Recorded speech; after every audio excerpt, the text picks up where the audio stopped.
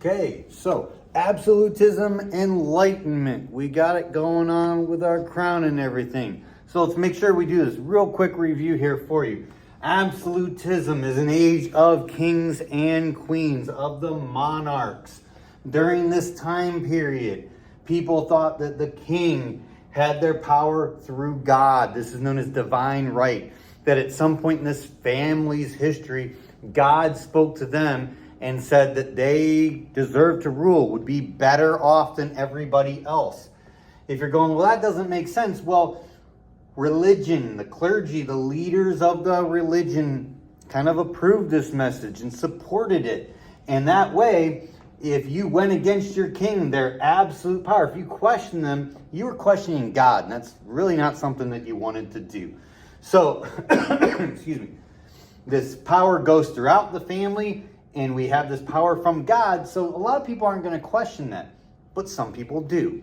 And we start having the light bulb go off.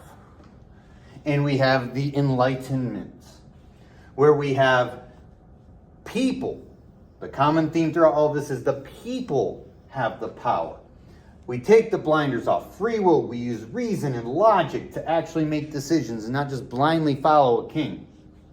All these ideas that we cover should limit the power of the government and not have absolute. No one should have absolute power. The citizens should check it. So when we're born, we have natural rights, not given by a king, but by God. God doesn't give just one family all of the power, he gives everyone natural rights.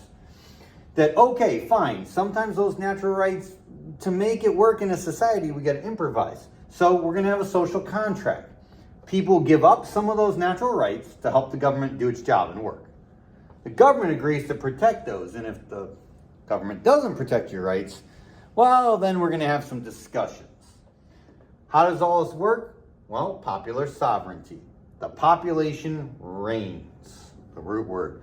The people have the power. They have a voice. They have a consent. They can vote. So if our natural rights are being restricted by a king, by a leader, by a president, we can vote them out and get someone else in charge.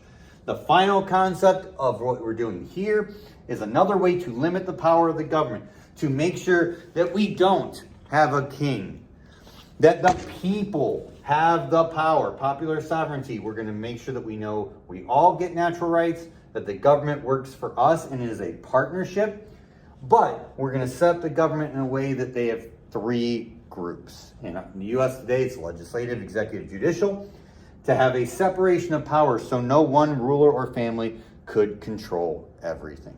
And you see this massive shift from under the king having all the power and control over things to with the Enlightenment, we're going, that just doesn't make sense. Let's have the people have the power.